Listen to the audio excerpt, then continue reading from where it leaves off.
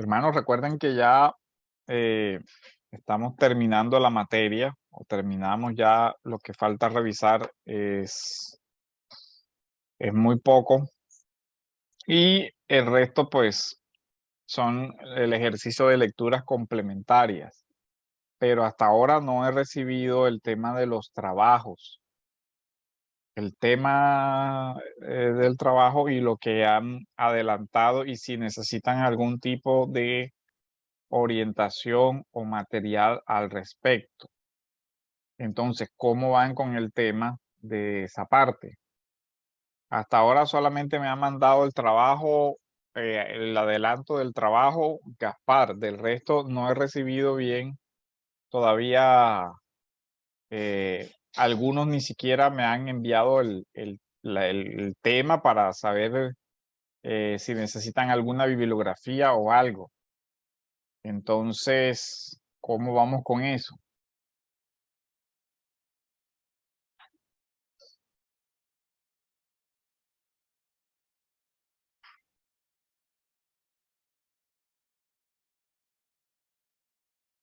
Nadie dice nada.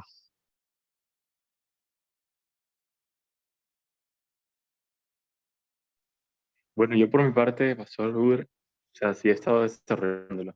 Y entonces, si necesitaría una guía o algo por el estilo, si ya pronto, por lo menos, espero que ya este mismo fin de semana, entonces enviarle el adelanto de lo que tengo hasta ahora. Pues es que me he estado haciendo de unas bibliografías y entonces no quisiera tocar el tema en lo posible de forma superficial, pero ya usted lo verá. Ok, listo. El resto, eh, por lo menos escoger el tema, ir planteando la pregunta problema, digamos, ver con su pregunta problema, revisarla, plantear como un bosquejo de lo que van a construir.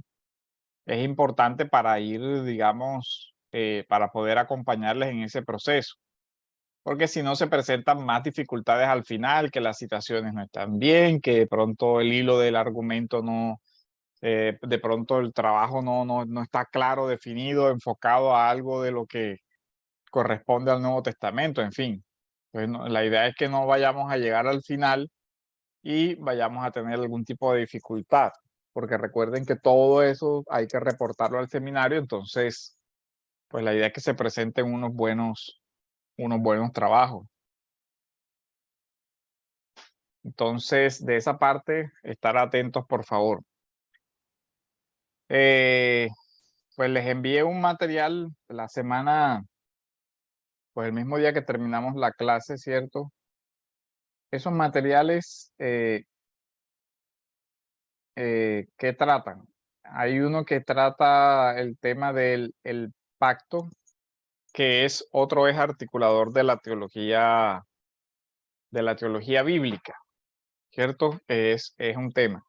Habíamos en la clase anterior desarrollado pues algo de la teología del Nuevo Testamento, y la primera precisión o lo que primero mencionamos en esa parte es que no se puede construir una teología del Nuevo Testamento sin tener como base o como presupuesto el Antiguo Testamento, ¿cierto? Por lo que ya nosotros sabemos que eh, en la estructura de la promesa y el cumplimiento hay una complementariedad, siendo que evidentemente en el primer pacto estaba contenido el nuevo, y el nuevo precisamente es la culminación, el desarrollo, el cumplimiento, y quien hace la interpretación inspirada del Antiguo Testamento.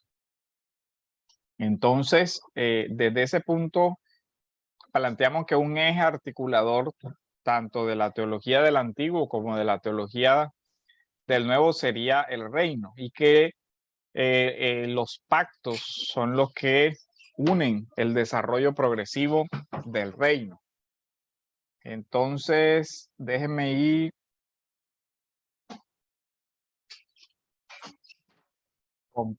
abro acá algo y comparto pantalla para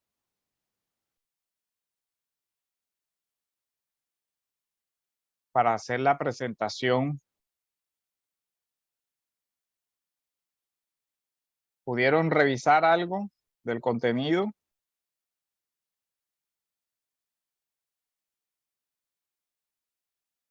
Con respecto a los pactos, sí, pastor. Al material que se mandó. El último que les envié, es un poco más el que dice el misterio de Cristo, su reino y su pacto. Los anteriores, este yo no lo tenía digitalizado. Me lo compartieron y aproveché y se los compartí a ustedes, porque ese yo lo tengo, pero en físico. Pero es, digamos, la obra más reciente de Renningham, donde él recoge muchos de los artículos que venía trabajando y hace una presentación del reino de Cristo muy, muy, muy completa. Uniendo esto, entonces, este es un artículo corto que les envié. Vamos a abrir aquí. Ustedes están viendo mi pantalla, ¿verdad? Sí. ¿La pueden ver? Entonces, Dios, yo quito acá porque, Dios desarrolla su plan en la historia de la redención por medio de los pactos, ¿cierto? Básicamente nosotros vemos que la teología bautista construyó sobre esto que se llamó la teología del pacto o federalismo. Federal por el tema de cabeza, de una cabeza federal. Se habla del pacto del Edén. Algunos le denominan también pacto de obras o pacto adámico. Noé, también bien, adámico también acá, noémico, abrahámico, sinaítico, davídico y el nuevo pacto. Entonces vamos a ir, o ya el artículo lo pudieron leer.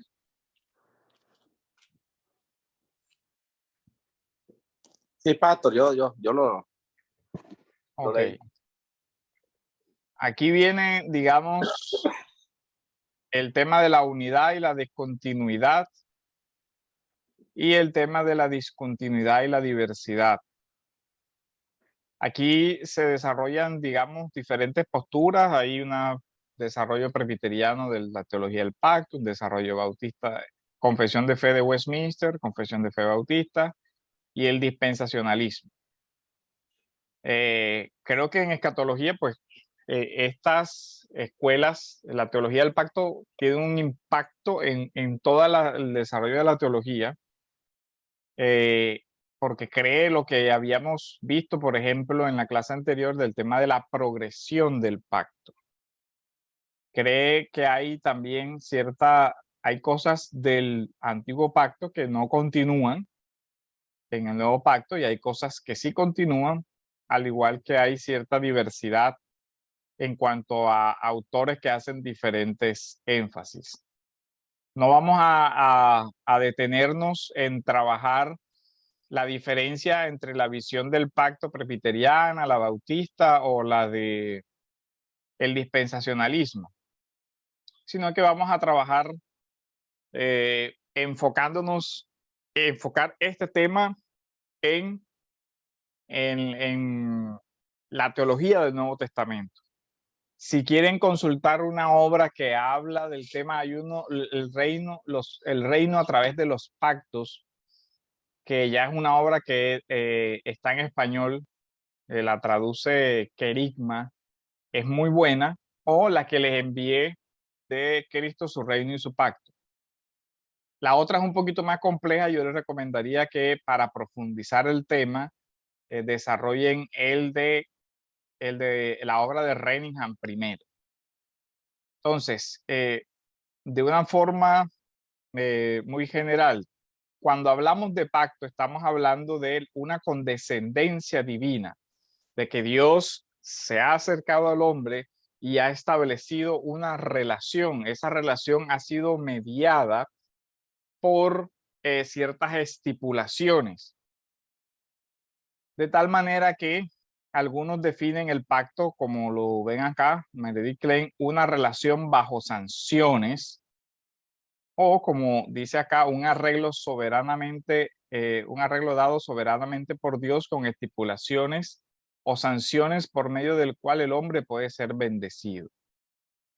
La primera apreciación que nosotros debemos hacer aquí es que los pactos son algo que Dios ha iniciado porque hacen parte de la gracia divina de condescender a acercarse al hombre, pero de ninguna manera quiere decir que el hombre esté en un plano de igualdad. Aquí nos sirve también, recuerdan lo que vimos de antropología cultural, la relación del patrón y el cliente, que no eran relaciones entre contratantes iguales, sino que eran que uno era el rey y tenía vasallos. Uno era el patrón y habría clientes en el sentido de personas que dependían de la prodigalidad o del favor de ese ser, de ese superior. En este caso, Dios trata con favor y misericordia al hombre al relacionarse con él, al establecer una relación. Se establecen en la escritura dos tipos de pactos. Pactos que se basan de alguna manera en un mérito, en el sentido de que las bendiciones tienen que ver con la obediencia o la desobediencia. Si hay una obediencia, se da pues una bendición, y si no, se da una maldición. Y pactos basados entera y únicamente en el tema de la gracia. Vemos también, por ejemplo, sin que eso quiera decir que no haya, digamos, responsabilidad humana. Cuando nosotros hablamos de los principales pactos que Dios establece con el hombre, comenzamos, digamos, con el origen de esto. Y aquí la teología habla del pacto de redención. Apocalipsis, por ejemplo, habla de que el Cordero fue inmolado desde antes de la fundación del mundo. El pacto de redención nos lleva a la eternidad y al plan de redención de Dios en la eternidad. Esa voluntad divina de salvar, de decretar todas las cosas, pues en muchos aspectos es misterioso. No sabemos por qué Dios escogió hacer muchas de las cosas como la manera que las escogió. Sabemos lo que escogió hacer, que Él reveló, es decir, lo que quedó registrado en la Biblia, donde Él manifestó su salvación. Pero el pacto de redención, digamos, es ese acuerdo intratrinitario que ocurre eh, en, en la divinidad, donde no es movida por ninguna circunstancia externa, por el principio de la impasibilidad. Dios no es movido por nada, Dios no sufre la acción de nada, Dios no puede ser movido en sus planes o en su decreto por la acción humana. De tal manera que Dios ha escogido salvar al hombre por la gracia de Dios. Dice, en el Salmo 2, versículos del 6 al 8, dice: yo he puesto mi rey sobre Sión, mi santo monte. Yo publicaré el decreto. Jehová me ha dicho: mi hijo eres tú, yo te engendré hoy. Pídeme y te daré por herencia a las naciones y como posesión tuya los confines de la tierra. Y textos como el que vimos de Apocalipsis nos hablan de que Dios desde los cielos, desde la eternidad, desplegó un plan.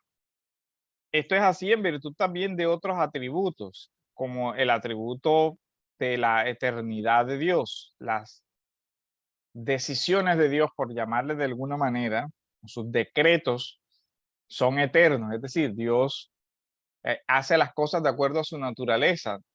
No, no hay cosas que hayan sucedido porque Dios las va aprendiendo en el tiempo y desarrollando en el tiempo, sino que en su eternidad, en su omnisciencia, en su sabiduría, determinó un plan eterno donde hay una elección de todas las cosas, una soberanía y providencia absoluta sobre todo, que se va desarrollando y concretando en la historia de su pueblo, y comprende también la historia de la humanidad en general. De tal manera que hay muchos textos que que nos hablan de este plan eterno. No vamos a leerlos todos. Tenemos, por ejemplo, cuando Efesios nos dice el texto que Él nos escogió en Cristo desde antes de la fundación del mundo, lo que ya nosotros entendemos como el tema de la predestinación. Pedro, esta cita de Pedro, donde habla de, sino con la sangre preciosa de un cordero sin mancha y sin contaminación, ya destinado desde antes de la fundación del mundo, pero manifestado en los postreros tiempos por amor de vosotros. Entonces, desde ahí, la teología construyó la doctrina de un pacto, ¿cierto?, eterno entre Dios Padre y el Hijo para la redención de la humanidad, donde el Padre ha escogido salvar a unos, donde el Hijo ha de morir por aquellos que el Padre eligió, y el Espíritu Santo ha de sellar aquellos que el Padre eligió, por los cuales el Hijo murió. Entonces esos serán sellados por el Espíritu Santo para perseverar hasta el final. Básicamente ese es el tema del pacto de redención o pacto intratrinitario. Hasta aquí, ¿hay alguna pregunta, duda, comentario? Buenas noches, Pastor. Tengo una inquietud, pues, que siempre la he tenido y yo creo que este es el espacio para uno despejarla. Bueno, Pastor, como quiera que la teología reformada cree que la salvación es por gracia, y yo también lo creo, pero yo siempre me pongo en el lugar de la parte contraria, porque vamos a estar enfrentados en alguna ocasión acerca de estos temas, y nos van a bombardear con algunas preguntas, y es por eso que, por ejemplo, quiero despejar esta duda. Como quiera que hay tres tipos en términos generales con relación porque hay una relación entre el reino y el pacto, ¿sí? Como bien lo dice, por ejemplo, aquí la literatura que usted nos suministró, que hay tres tipos de reino: el reino de la creación, el reino de Israel y el reino de Cristo. En el reino de la creación está incluido el pacto de obra y el pacto noénico, que es un pacto con mérito. Y el pacto de Israel creo que también es un pacto con mérito, o sea que yo puse ese pacto para que mandó la ley para que el hombre obedeciera o desobedeciera, de tal forma que era por mérito, ¿verdad? Sin embargo, ya en el pacto del reino de Cristo es un pacto de gracia, a diferencia de los dos anteriores. Mi pregunta surge porque, si bien es cierto que el pacto del reino de la creación, el pacto de Israel, es un pacto meritorio, mediante el cumplimiento o no de la ley, la pregunta es cómo o para qué Dios mandó un pacto por obra, un pacto meritorio, ¿sí? En la cual que él sabía que el hombre no iba a poder cumplir. De todas maneras, él salvó a la gente en el Antiguo Testamento mediante el pacto de la gracia. Entonces, veo como una inconsistencia ahí, poniéndome de pronto en el lugar de los arminianos, de los dispensacionalistas, de los que creen que la salvación es por obra. Pero que podría caber esa pregunta, o sea, si bien es cierto que nosotros los reformados creemos que desde Génesis y Apocalipsis y aún en esta actual pacto, que es el pacto de la gracia, la gente se salva por pura gracia, vuelvo y reitero la pregunta, ¿para qué Dios pone un pacto meritorio si sabía que el hombre no iba a cumplirla y que de todas maneras Abraham, David y todos los patriarcas fueron salvos? Fue por la gracia de Dios. Esa es la pregunta, pastor. Porque por el mismo principio de la creación del hombre como un ser racional a imagen y semejanza, la libertad humana no se anula, y de tal manera que está sujeto el hombre a las responsabilidades morales y éticas del ejercicio adecuado de su libertad o el ejercicio inadecuado de su libertad.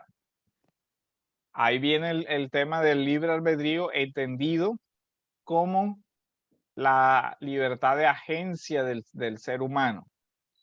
Y en consecuencia, pues junto a esa libertad, la responsabilidad. Para lo que no alcanza el tema del libre albedrío, es para decir que el hombre pueda llegar a escoger su condición de relación ante Dios. Pero Dios estableció para el hombre, digamos, responsabilidades.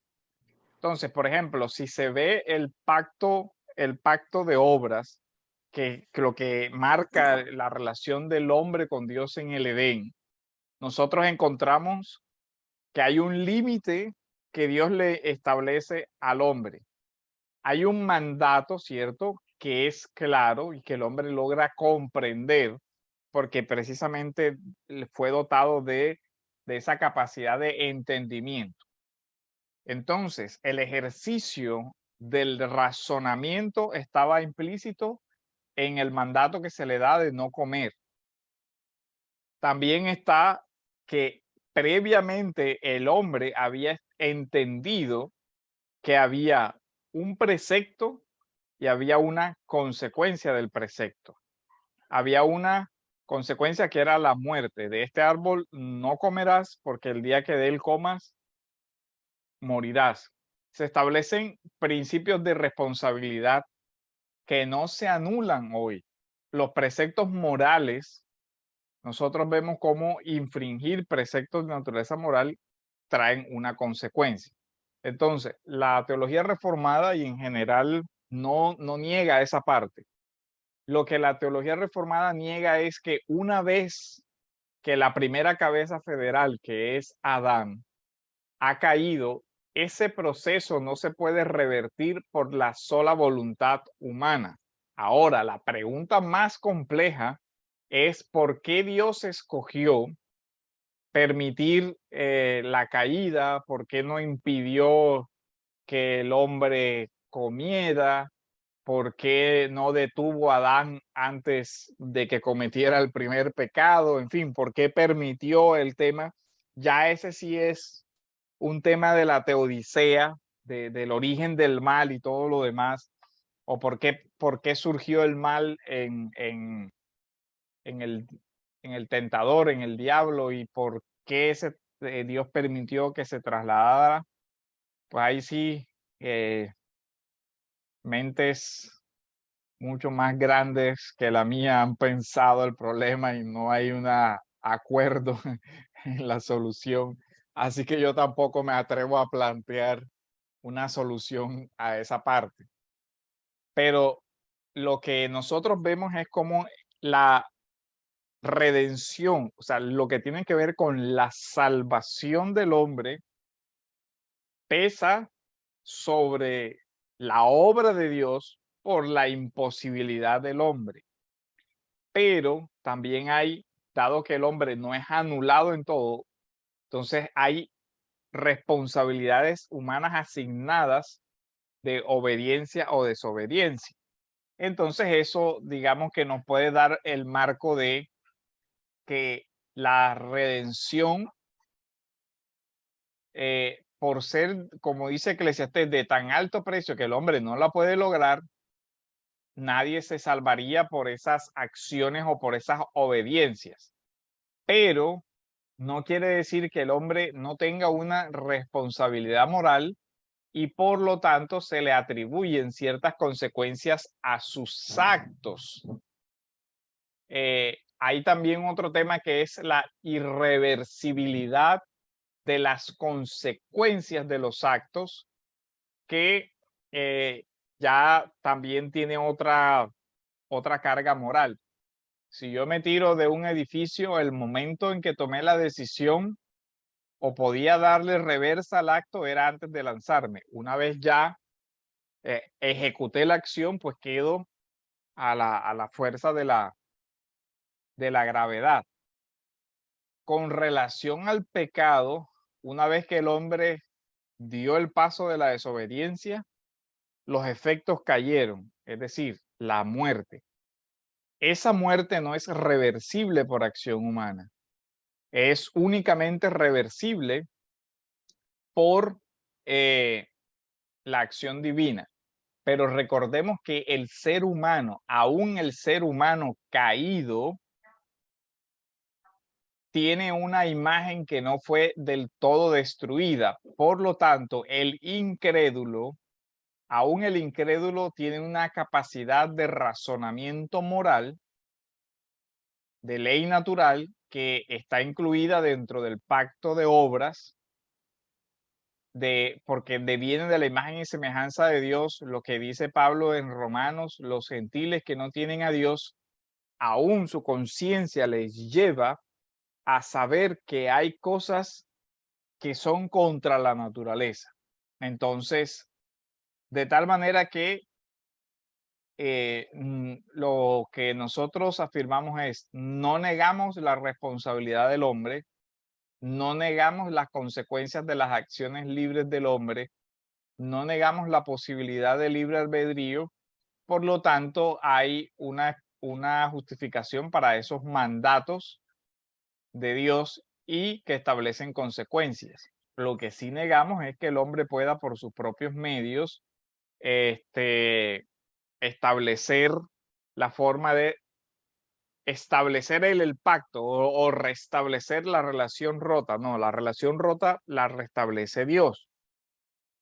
Ahí viene la complejidad del asunto. Por eso es que a veces se ha entendido, por ejemplo, que la doctrina de la predestinación niega la libertad humana o niega la agencia moral libre o que niega, digamos, esos aspectos, y resulta que no, los introduce, y Dios tampoco los ha negado. Por eso le establece responsabilidades al hombre.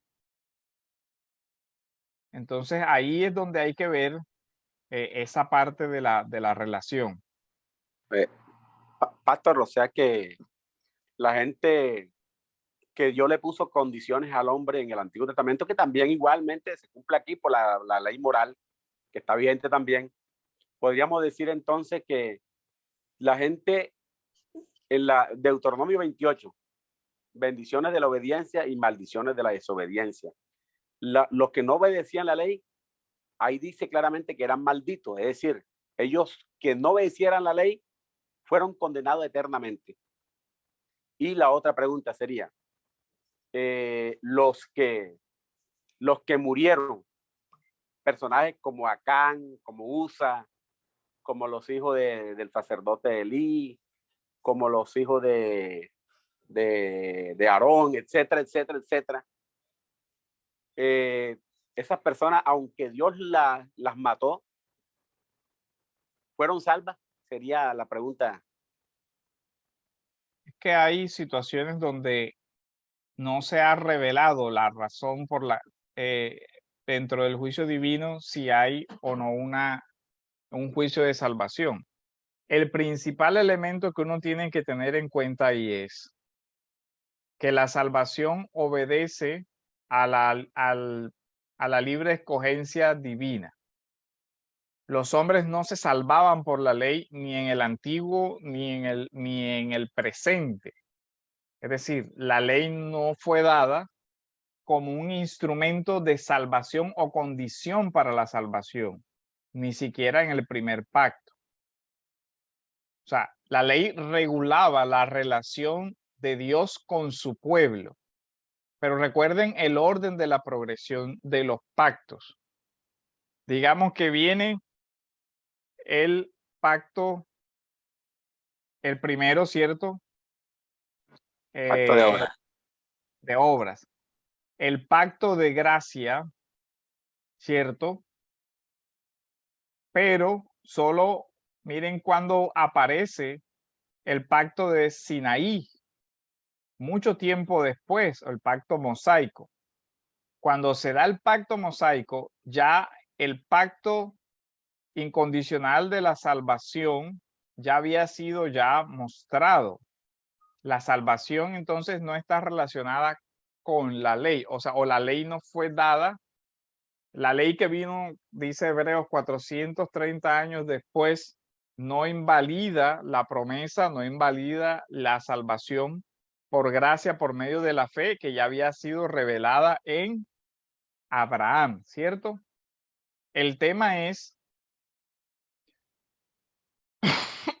para usar la analogía de la escritura, del tema del matrimonio. Dios establece un pacto matrimonial, como si el hombre establece un pacto matrimonial con su esposa. ¿Cuál es la razón o la motivación de que el hombre proceda a casarse con su novia? Se entiende que es el amor. En este caso, no hay un amor de parte de Dios, no hay un amor por el valor de su objeto, o sea, por la excelencia de la novia, sino que hay un amor que surge de su propia voluntad. Establecido el pacto, se espera que hayan ciertas, digamos, respuestas. Si esa mujer ha sido desposada, se entiende también que ya hay una relación de amor. Esa relación de amor implica ciertas responsabilidades o deberes conyugales, pero esos deberes conyugales no son ejercidos por la intención de ganarse el favor de su esposo o de ganarse la salvación, digamos, el aprecio de su esposo o ganarse un mérito. De igual forma, el pacto de la condición de Israel ante Dios no era la de tienes que obedecer para salvarte, porque precisamente como los pactos son algo que nace de la voluntad de Dios, el matrimonio ya estaba celebrado. Lo que se da ahí es ciertas condiciones para desarrollar el matrimonio. Y la esposa puede cumplir esas obligaciones por amor o por mera ritualidad o compromiso. Si lo hace por una mera ritualidad o compromiso y no por verdadero amor, ahí hay un problema. Si el creyente no cumple la voluntad de Dios por amor a Dios, sino por obtener algún beneficio o por cualquier otra motivación diferente a eso, ahí hay un problema. Entonces, cuando nosotros vemos en la teología del pacto, vamos a lograr ver, uno, que el pacto va de Dios al hombre, que hay pactos donde Dios dice, yo me comprometo y no se exige alguna cosa del hombre. Hay otros donde hay exigencias, pero en los pactos que hay exigencia, esas exigencias no se entienden como exigencias salvíficas. Ojo, ni en el primero ni en el nuevo pacto, porque si ustedes ven, Hebreos nos dice que Abraham y todos fueron salvos por la fe. Es decir, hay un solo medio de salvación que es por la fe. Porque a veces la impresión que sigue quedando en los hermanos es, allá es por las obras, aquí es por la fe. No, siempre fue por gracia, por medio de la fe, tanto en el antiguo como en el nuevo. Es decir, no hay una diferencia ahí. La diferencia es, en el antiguo está la fe en la promesa que había de venir. En el nuevo está la fe en la promesa que ya vino. Así se establece, digamos, esa relación. Entonces, el pacto de gracia, que no vamos a entrar ahora en el debate del paidobautismo, de si el pacto de gracia fue Adán, si es el mismo abrámico y todo eso, porque ya es propio de la discusión entre presbiterianos y bautistas, que no es la intención ahora apropiarnos de ese debate, sino ir mostrando la relación de estos pactos con la teología tanto del Antiguo como del Nuevo Testamento. La Confesión Bautista dice que el pacto de gracia, este pacto se revela en el Evangelio, en primer lugar a Adán en la promesa de salvación a través de la simiente de la mujer, y luego mediante pasos adicionales hasta completarse su plena revelación en el Nuevo Testamento. Ustedes se acuerdan que que Gálatas dice las buenas nuevas dadas a Abraham. ¿Se acuerdan?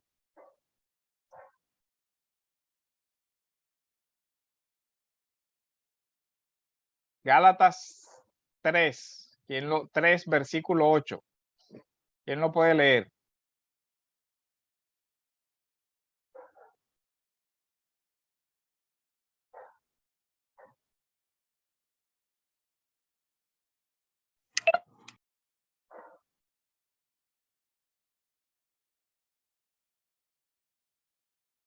Gálatas 3, versículo 8. Déjame un segundito y vamos a, ya te digo desde cuándo. 3 desde el...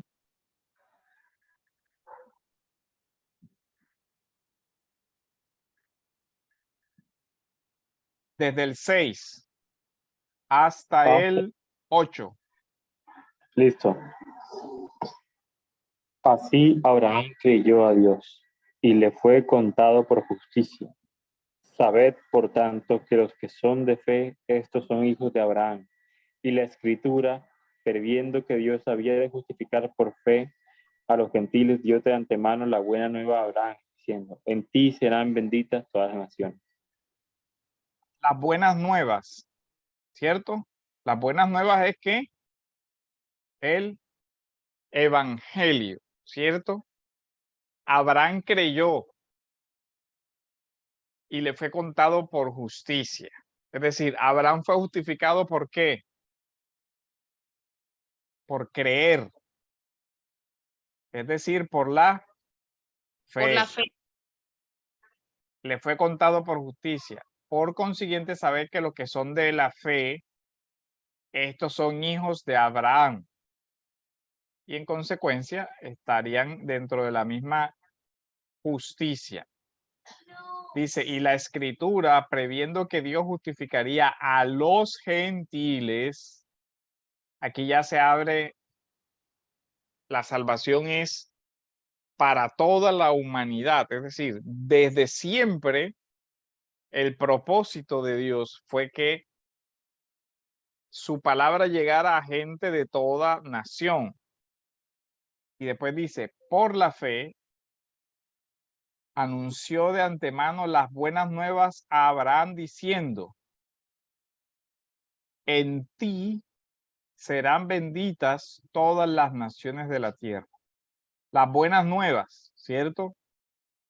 En ti serán benditas todas las naciones. Más adelante Pablo también va a explicar que no dice simientes como si se tratara de muchas, sino simiente, porque se trata de una, y la simiente es Cristo.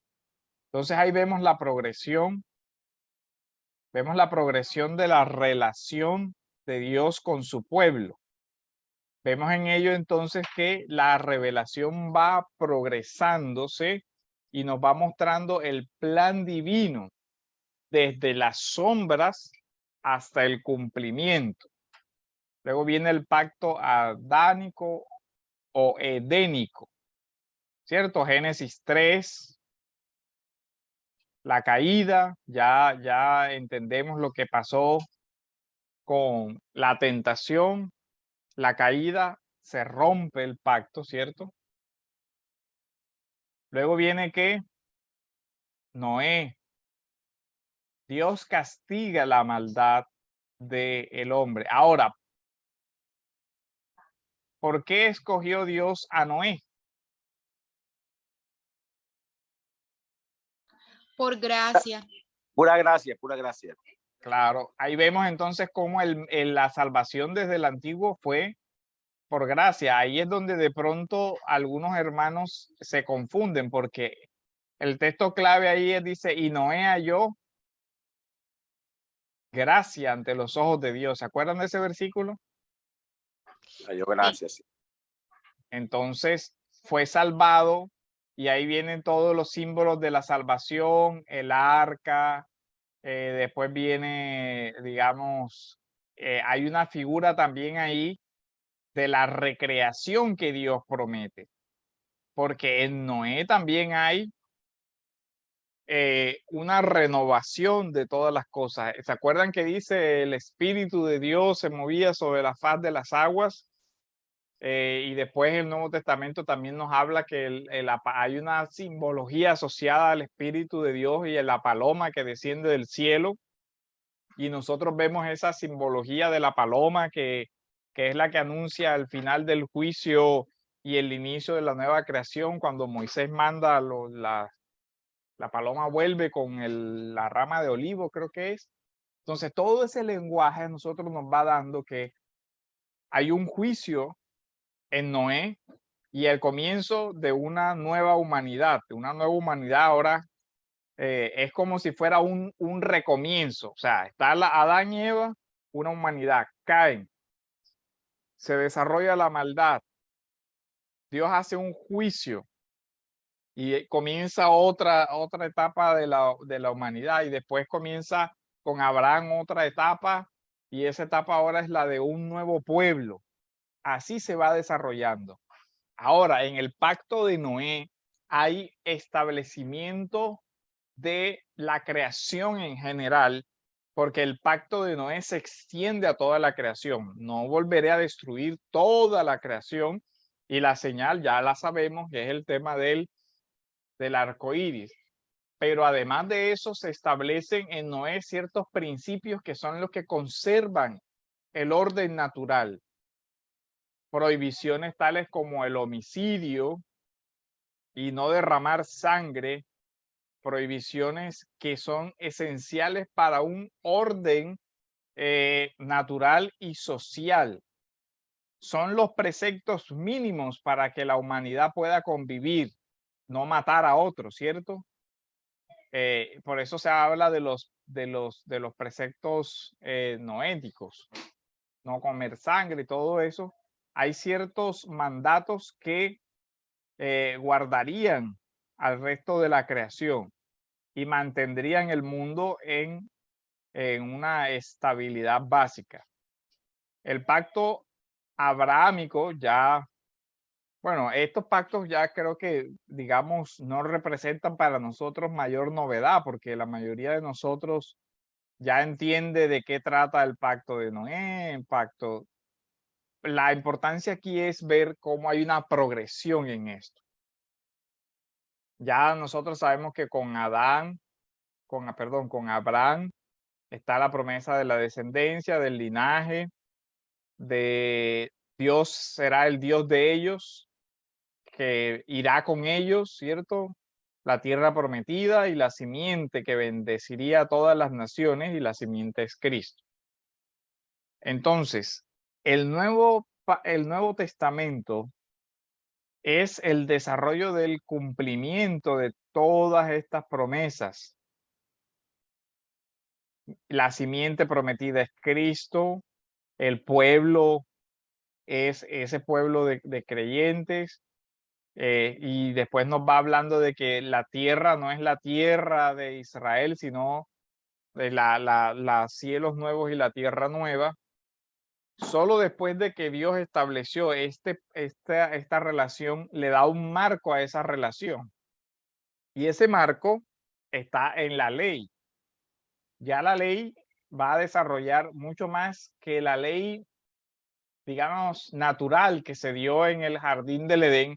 Ahora hay muchos preceptos que se convierten en positivos.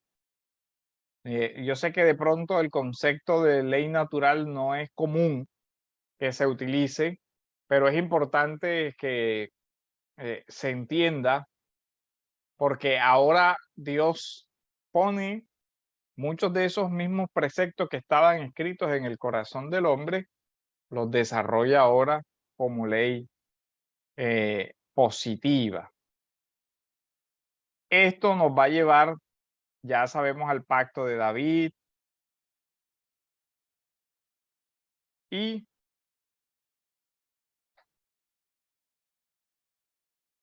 miren aquí cómo van dándose las progresiones. La simiente de la mujer, un mundo estable, la simiente de Abraham, la formación de Israel, el rey gobernando. El pacto de gracia es progresivamente revelado hasta que se establece o se desarrolla en el cumplimiento en el nuevo pacto. Obviamente aquí hay una diferencia entre la visión presbiteriana y la bautista, pero no es el punto. Lo que yo quiero hacer es unir estos temas con el tema que vieron en la clase anterior, el del reino. ¿Qué relación ven entre la progresión del reino y la progresión del pacto? A ver. ¿Ven alguna relación entre ambas cosas?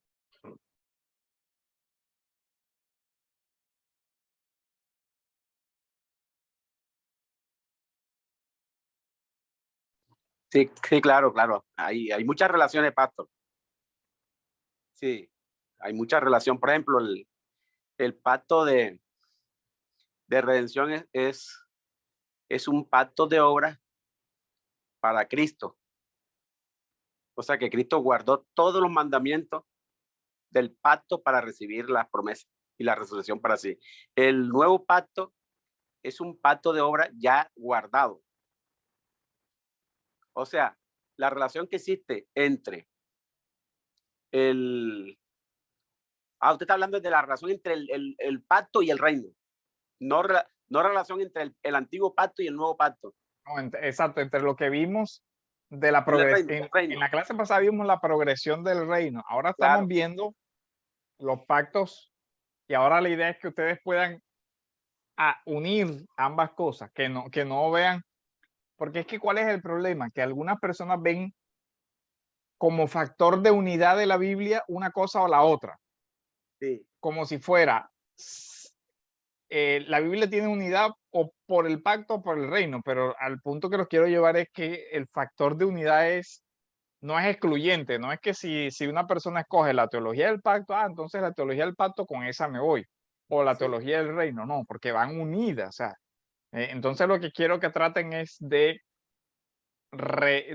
relacionar ambas para que vayan unificando, que no vean los temas como, una cosa es el reino y otra cosa es el pacto. Pacto, pero el pacto determina el reino, ¿cierto? Por ejemplo, el pacto tiene un reino, el reino tiene un rey, pero en sí, quien determina el rey es el pacto. Miren cómo lo va a plantear más adelante Renningham.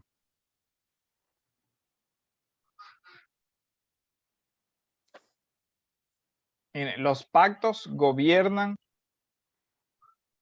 a reinos, Claro. reinos, pactos, reyes y herencias. Aquí explica de esa manera, desarrolla esta parte. Esto, pues ojalá lo lean porque definitivamente no podemos desarrollar toda esa parte, pero miren lo que él, cómo lo plantea él. Reinos y pactos. Un reino, ¿se acuerdan? Es un espacio de autoridad y soberanía. Recuerden lo que planteamos de los elementos del reino en la clase anterior. ¿Se acuerdan? Sí, claro. Un lugar, un pueblo y un rey. Ajá, un lugar, un pueblo y de Un acuerdo rey. a la voluntad de Dios, en este caso, pues la ley de Dios. Entonces, aquí vemos cómo un reino entonces es un espacio con un rey. Ese espacio de autoridad es, digamos, bueno, aquí dice, si queremos saber más sobre, en cuanto a un reino, tenemos que investigar el rey del reino. Entonces, un ejemplo es que en la simiente que se promete todo eso termina en la simiente prometida. Génesis 3:15. Vendrá la simiente que aplastará a la serpiente. La simiente prometida a Abraham. La simiente que le promete a David. Pero en todas esas, al final uno entiende que el hijo que pisoteará a la serpiente, el hijo de Abraham, el hijo de Isaac, el hijo de David, ¿es quién? El hijo de Dios. Y Cristo, resulta que el hijo de Dios es quién? El rey. el rey. Entonces, por todos esos pactos está progresando ¿qué cosa? El reino. El rey. ¿Sabe? Exacto, el rey y con el rey el tema del reino. Entonces, Obviamente, eso no, sí, ¿cómo? claro, hay que hacer la salvedad que del inicio de la promesa hasta el reino de Cristo, hasta Cristo, que es el rey, todos esos reyes anteriores han sido todos deficientes. O sea, hay que mirar entonces la debilidad de cada pacto. La debilidad Ajá. con relación al Antiguo Testamento y al Nuevo Pacto, hay una debilidad tremenda. Uh-huh. Y miren cómo va progresando. Reino de la creación, pacto de obras, pacto noéico, ¿cierto? Miren que el pacto de Noé se refiere a la creación en general, a la estabilidad de la creación en general. El pacto Israel, Abraham, que es el padre, digamos, con quien inicia todo el nuevo pueblo, de quien van a descender todo eso, el pacto sinaítico que se hace con la nación de Israel, el pacto davídico que promete, digamos, el reino de David como rey de Israel y el reino de Cristo, pacto de redención, pacto de gracia. Entonces ahí vemos cómo va unido el tema del reino. ¿Se acuerdan lo que vimos en la forma como lo plantea Goldscottry? Al final, bueno, déjenme y les voy a mostrar el libro. Ustedes están viendo mi pantalla. Sí, sí, claro. Sí. Gran panorama divino. Entonces, miren cómo se va uniendo. Por eso los dos materiales, déjenme buscarles la página 151.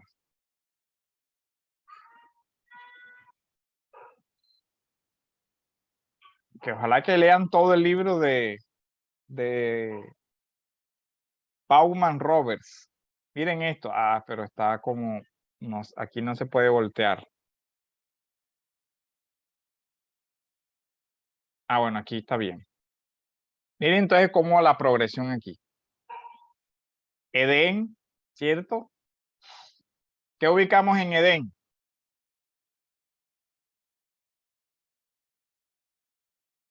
Pacto de Pacto de obra. Pacto de obras. Se incumple el pacto de obras, la caída, ¿cierto? Bueno, aquí no está el tema de Noé, pero sí está el Éxodo. El Éxodo se relaciona con ¿qué? con la salida del pueblo de la pero esclavitud. con el pacto del Sinaí, Pacto sinaítico o de después Mosés. viene el tema de la conquista, la monarquía, pacto Pacto davídico, sinaítico. pero va progresando así. La promesa va creciendo, esperanza profética, Israel cae, se divide la nación, ¿se acuerdan? División del reino.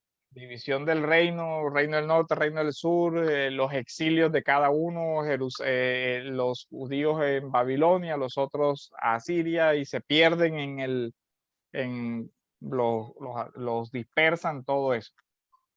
¿Eso está en qué Nacimiento de página, Pastor? Cristo. ¿Cómo? ¿En qué página está? 151. Viene entonces, fin del Antiguo Testamento, nace Cristo, la ascensión, la segunda venida, y la segunda venida nos va a apuntar hacia la creación. Lo que pasa es que aquí está el otro diagrama que quería mostrarles, está difícil de ver porque aquí aparece así. Les tocaría ahí dar como, bueno, igual en la página 157 vamos a esperar que no esté el coso también mal. Vamos a ir a la 157. Miren cómo aparece ya el diagrama completo. Por eso este libro es muy pedagógico.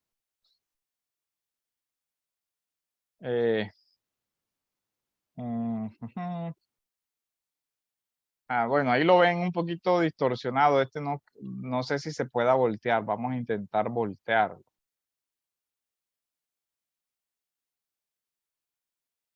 Rotar aquí en ver. Donde diga rotar la vista a la derecha. Oh, quedó mal.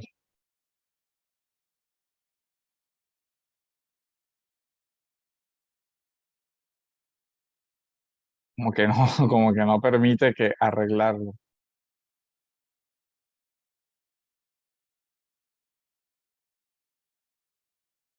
Vamos a seguir dándole a ver si nos deja.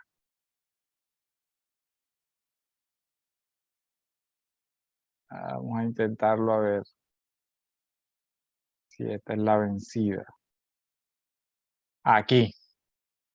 ¿Lo pueden ver? ¿Se ve bien?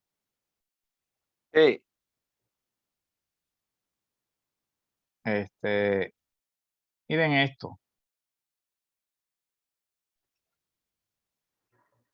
Abajo está el reino. ¿Sí ven? La línea de tiempo. Acá vemos ya el progreso.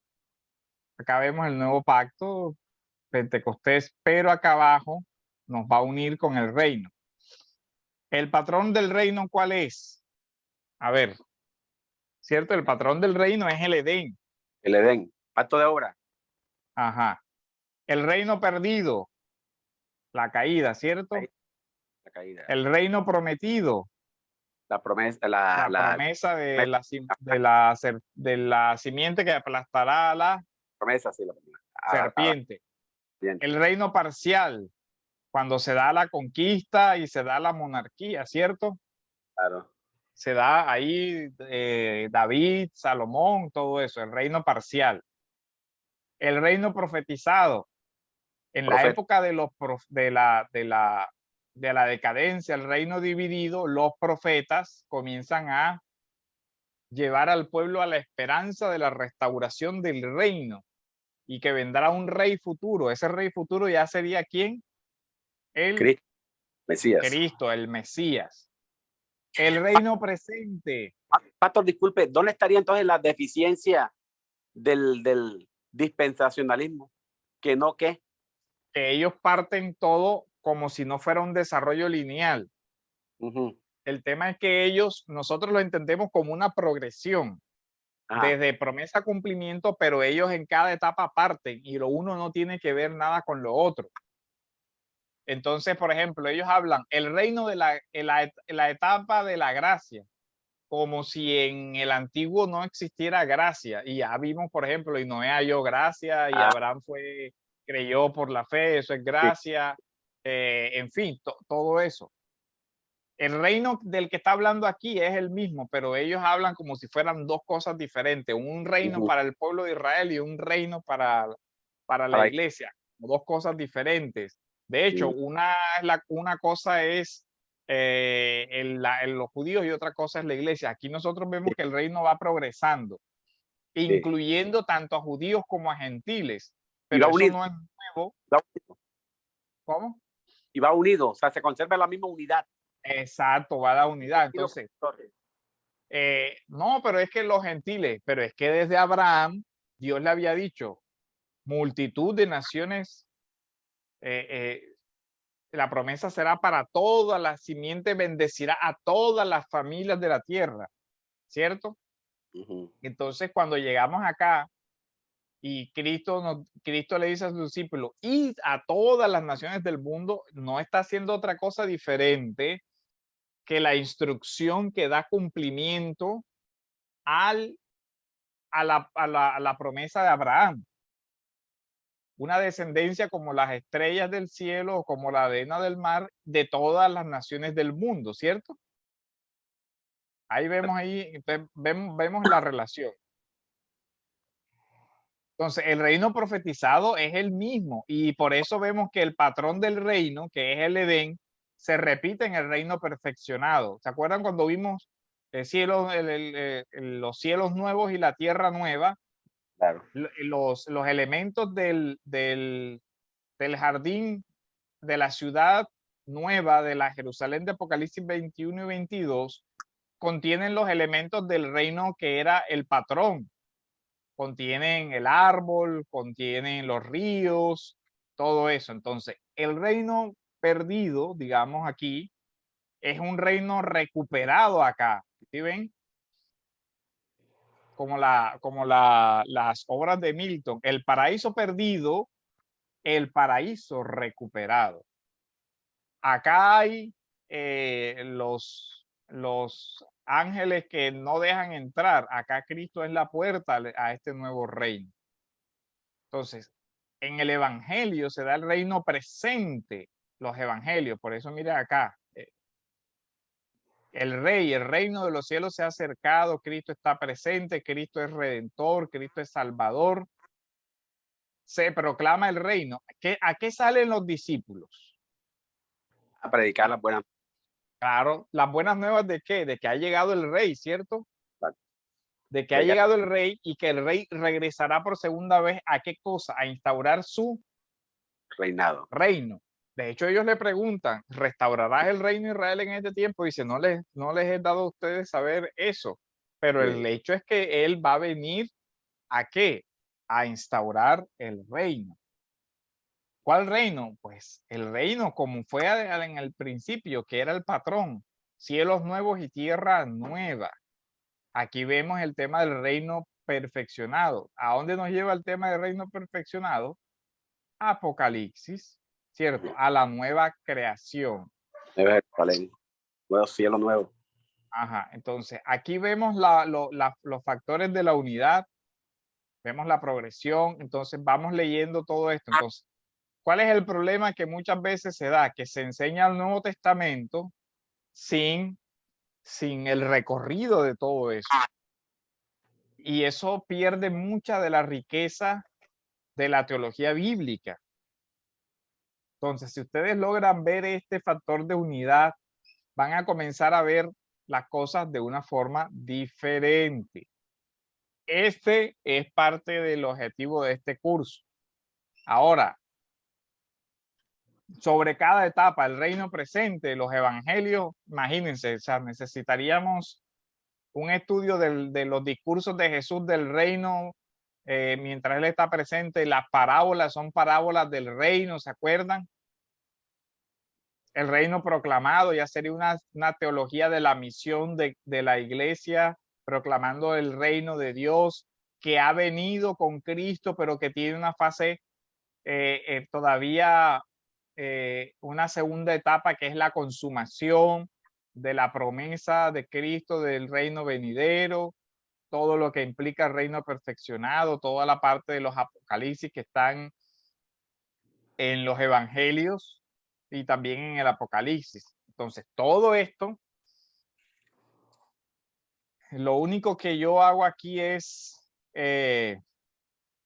darle como un panorama, una vista aérea, pero les toca a ustedes de verdad continuar leyendo.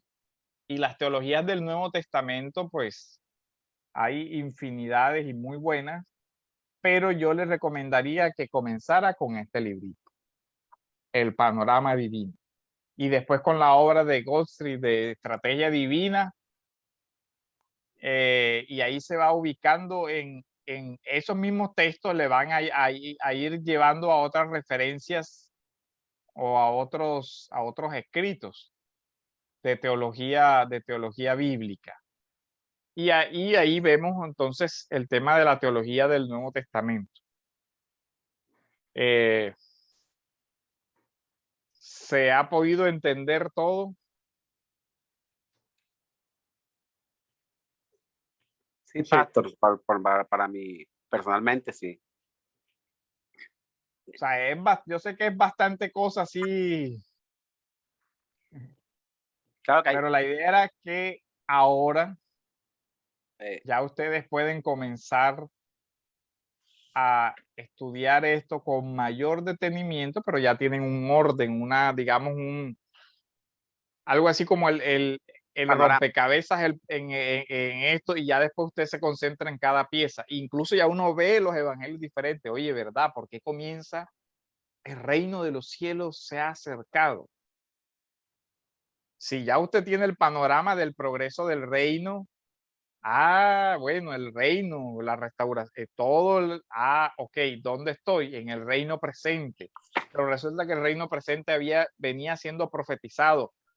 Y ya yo voy a los profetas, incluso a Isaías, y yo veo la relación de Isaías con Apocalipsis, veo la relación de Isaías con los evangelios.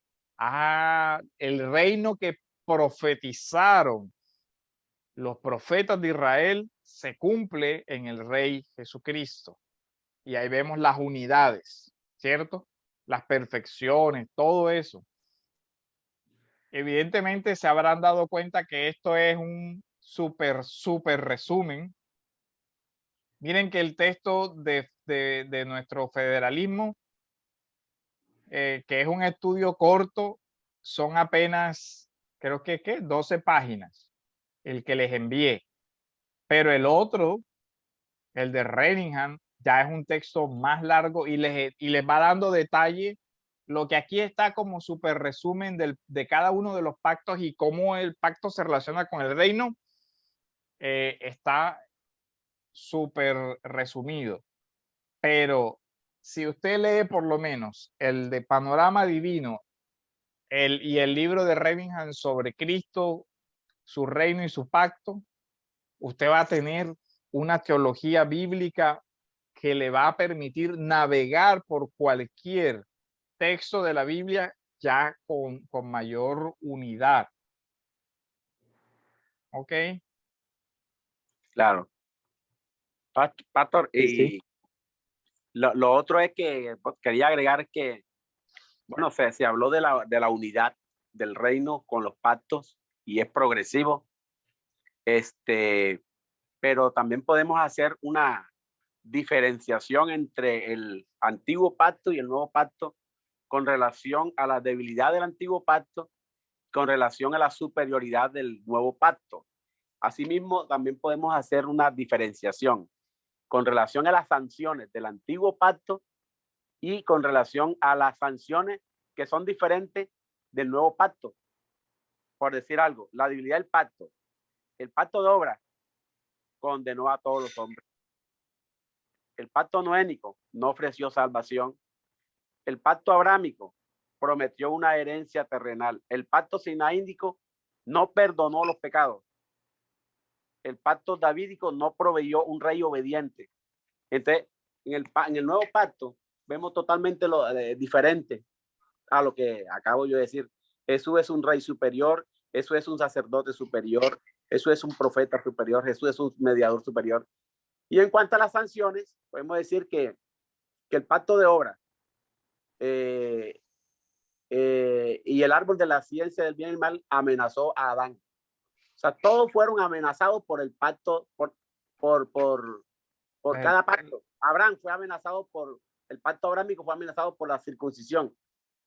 La circuncisión amenazó a los israelitas que se creían infieles.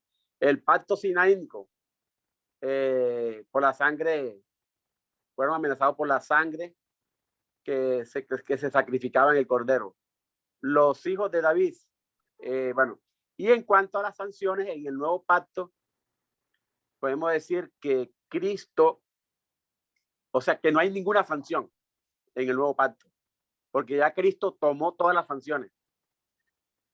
Podemos, no somos condenados, porque ya Cristo perdonó, quitó el pecado.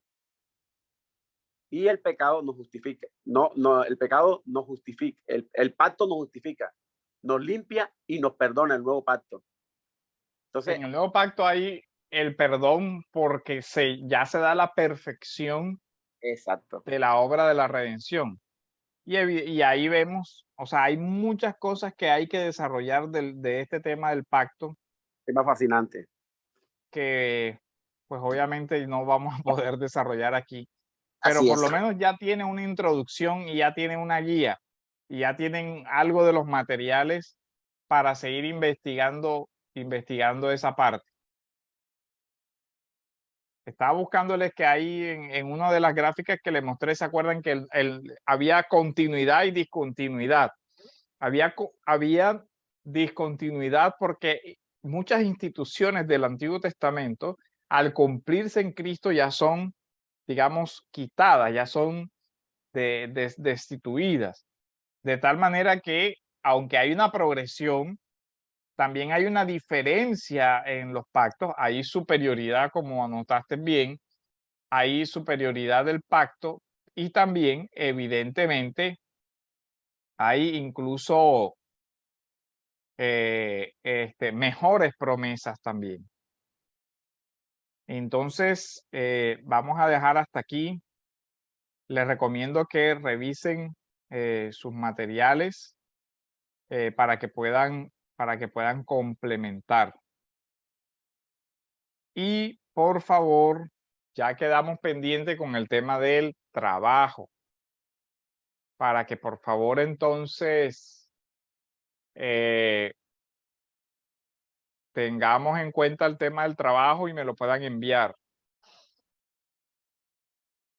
Entonces, bueno, hermanos, vamos a orar para que Dios nos siga dando fuerza para seguir en esta labor de investigar y espero entonces los trabajos. Ya Jonathan nos ayudará ahí con el calendario hasta cuándo los pueden presentar.